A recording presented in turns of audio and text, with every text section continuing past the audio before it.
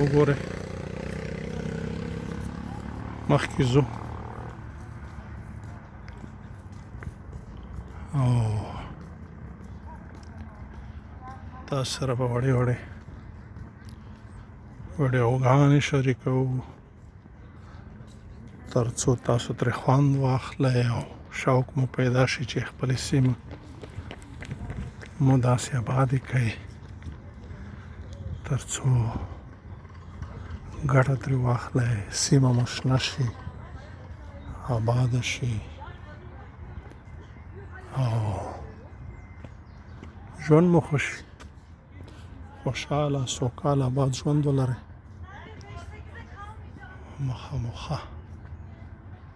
خدای په امان